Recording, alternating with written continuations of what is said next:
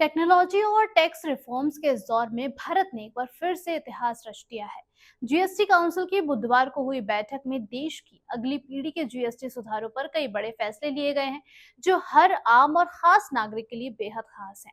वित्त मंत्री निर्मला सीतारमण ने प्रेस कॉन्फ्रेंस में बताया कि अब देश में केवल दो स्टैंडर्ड जीएसटी स्लैब्स होंगे, जो होगा 5% और 18%, जबकि हानिकारक और सुपर लग्जरी आइटम्स के लिए एक स्पेशल 40% स्लैब होगा।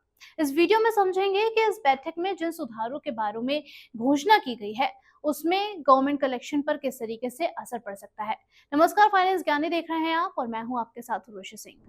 वित्त मंत्री निर्मला सीतारमण ने जीएसटी सुधारों के बारे में साफ बताते हुए कहा है कि अब दो जीएसटी स्लैब यानी कि 5% और 18% के रहेंगे, जबकि हानिकारक और सुपर लग्जरी आइटम्स के लिए अब स्पेशल 40% का स्लैब होगा। देश में तमाम टैक्सों को खत्म करते हुए 2017 में जीएसटी लागू किया गया था और जीएसटी कलेक्शन के जरिए सरकार की कमाई में साल दर साल तगड़ा इजाफा भी देखने को मिला था। बीते 8 साल में कमाई का आंकड़ा 3 गुना हो गया है। हालांकि अब जीएसटी 2.0 के तहत इसमें किए गए बदलाव से कलेक्शन पर भी असर देखने को मिल सकता है। देश की आजादी के बाद सबसे बड़े टैक्स सुधार के रूप में 1 जुलाई 2017 को जीएसटी को लागू किया गया था। सरकार पुराने इनडायरेक्ट टैक्स सिस्टम की जगह गुड्स एंड सर्विस को लेकर आई थी और इसके बाद पहले लगने वाले अलग-अलग तरह की तमाम टैक्सेस को खत्म कर दिया गया था। इसे संचालित करने के लिए जीएसटी काउंसिल का गठन भी किया गया था, जिसमें केंद्रीय वित्त मंत्री, राज्य मंत्री या रेवेन्यू और राज्यों के वित्त मंत्रियों को जगह दी गई थी। शुरुआत से ही जीएसटी को 4 भागों में डिवाइड किया गया था, जिसमें पहले था सीजीएसटी यानी कि central goods and service tax, दूसरा था एसजीएसटी यानी कि state goods and service tax, तीसरा था आईजीएसटी यानी कि integrated goods and service tax, चौथा था यूटीजीएसटी यानी कि union territory goods and service tax. GST के अलग अलग कैटेगरी के सामानों के हिसाब से 4 स्लैब में बांटा गया था, जो था 5%, 12%, 18% और 28%। अब जीएसटी 8वें साल में पहुंच गया है और इसके साथ ही इसमें नए सुधार करते हुए सरकार ने इसे सिर्फ 2 टैक्स स्लैब तक सीमित कर दिया है, जो है 5% और 80%। जीएसटी से सरकार की कमाई के बारे में बात करें तो 1 जुलाई 2017 को लागू होने के बाद से हर साल इसमें जोरदार इजाफा भी हुआ है। इस साल 2025 में जीएसटी कलेक्शन ने सारे रिकॉर्ड तोड़ दिए हैं। शुरुआती साल में इसके जरिए सरकारी खजाने में 7.41 लाख करोड़ रुपए यानी कि जुलाई से मार्च तक का ये कलेक्शन सामने आया था। तो वहीं अगले साल 2018-19 में जीएसटी से कमाई का आंकड़ा 11.77 लाख करोड़ तक पहुंच गया। वहीं अब इसकी शुरुआत से बात करें तो कलेक्शन में 3 गुना से ज्यादा का इजाफा देखा गया है और 2021-22 से लेकर 2024-25 तक सिर्फ 5 साल में ही जीएसटी से सरकार की कमाई दोगुनी हो चुकी है।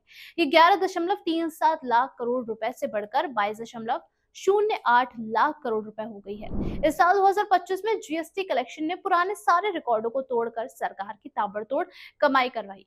अप्रैल महीने में से लेकर अब तक सबसे बड़ा मासिक जीएसटी कलेक्शन हुआ है, जो 2.37 लाख करोड़ रुपए रहा। महीने के हिसाब से जीएसटी कलेक्शन को देखें तो जनवरी 2025 में ये जो कलेक्शन था वो 1.96 लाख करोड़ रुपए रहा है। फरवरी 2025 में 1.84 लाख करोड़ रुपए, मार्च में 1.96 लाख करोड़ रुपए, वहीं अप्रैल 2025 में 2.37 लाख करोड़ रुपए, वहीं मई 2025 में 2.01 लाख करोड़ रुपए, जून में 1.85 लाख करोड़ रुपए, जुलाई में 1.96 लाख करोड़ रुपए, वहीं अगस्त 2025 में 1.86 लाख करोड़ रुपए, यानी कि अब तक का ये जो कलेक्शन का डेटा था हमने आपको बताया।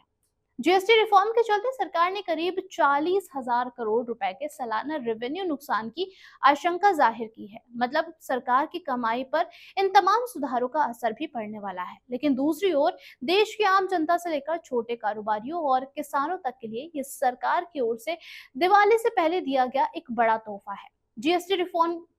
जीएसटी रिफॉर्म के रेवेन्यू पर पड़ने वाले असर को लेकर बैठक के दौरान विपक्षी राज्यों की ओर से नुकसान की भरपाई की योजना बनाने के लिए भी मांग उठाई गई थी। हालांकि बैठक के रिजल्ट आने के बाद पंजाब के मंत्री हरपाल सिंह चीमा ने बात करते हुए कहा कि हमने कहा था कि क्षतिपूर्ति उपकर यानी कि कंपनसेशन सेस बढ़ाया जाना चाहिए, लेकिन केंद्र इस बात पर सहमत नहीं हुआ है। इसी के साथ अब आपको बताते हैं कि किन किन चीजों को सरकार की इस बैठक की ओर से सस्ता किया गया है। नई दिल्ली में हुए जीएसटी काउंसिल की 56वीं बैठक में नए सुधारों का ऐलान करते हुए सरकार ने रोजमर्रा के सामान जैसे कि साबुन, तेल, घी, फूड प्रोडक्ट्स, डेयरी प्रोडक्ट्स यानी कि मक्खन, घी, पनीर और छेना जैसी चीजों और साथ ही साथ चॉकलेट और कोको पाउडर, सिलाई machine, pasta, cornflakes, noodles, biscuits, mask extract यानी कि गैर कोको के साथ साथ ही जैम, जेली, मुरब्बा, मेवे और फलों का पेस्ट, सूखे मेवे और इसी के साथ साथ पिज्जा,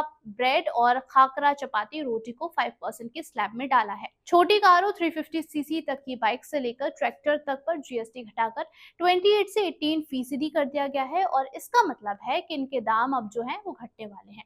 इसके अलावा एयर कंडीशनर, डिशवॉशर, मशीनें, टीवी, एलईडी और एलसीडी की जो टीवी आती है वो, मॉनिटर, प्रोजेक्टर्स पर लागू 28% जीएसटी को कम करते हुए 18% तक कर दिया गया है। इंश्योरेंस प्रीमियम और 33 जरूरी दवाओं के साथ ही शिक्षा से संबंधित सामानों को जीएसटी फ्री यानी कि जीरो जीएसटी में शामिल किया गया है। जीएसटी बदलाव के तहत करीब 90% हाउस होल्ड आइटम्स के दाम भी घटेंगे और नवरात्रि के पहले दिन यानी कि 22 सितंबर 2025 से ये जो लाभ है वो जनता को मिलने लगेगा। हालांकि तंबाकू products, carbonate, caffeinated drinks, fast food और सुपर लग्जरी आइटम्स जैसे कि प्राइवेट जेट को 40% स्लैब में रखा गया है। इससे इनकी कीमतें बढ़ेंगी और सरकार की आमदनी बनी रहेगी।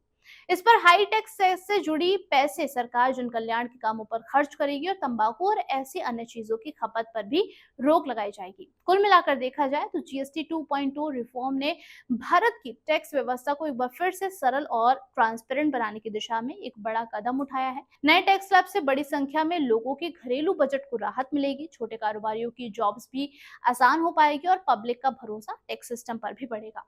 अब देखना ये होगा कि सरकार रेवेन्यू लॉस की भरपाई कैसे करती है, लेकिन फिलहाल जनता के लिए ये बदलाव किसी त्योहार की खुशखबरी से कम नहीं है। सबसे ज्यादा फायदा उन्हें मिलेगा जिनका हर महीने का बजट सिर्फ रोजमर्रा का सामान खरीदते हुए बनता और बिगड़ता है।